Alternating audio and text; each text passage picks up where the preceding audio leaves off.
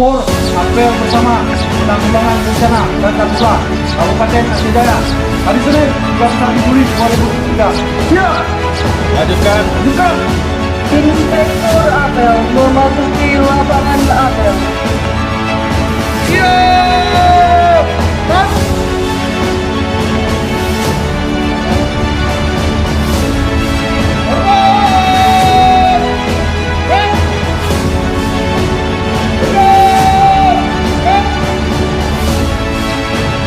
Lapor apel bersama penanggulangan karhutla Senin 31 Juli 2023. Siap. Selanjutnya pasukan siap. Bisa.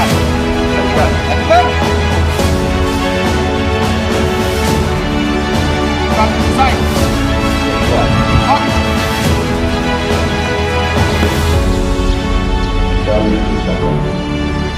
Perhatian. Gerak ke depan. Right. Bagaimana kita maklumi bersama bahwa apel siaga bencana karhutla yang kita laksanakan pada hari ini merupakan tindak lanjut dari arahan Presiden Republik Indonesia.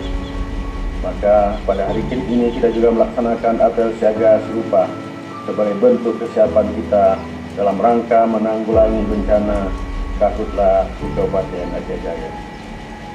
Hal ini dikarenakan Kabupaten Aceh Jaya merupakan salah satu daerah di Provinsi Aceh yang rentan terjadinya bencana karhutla.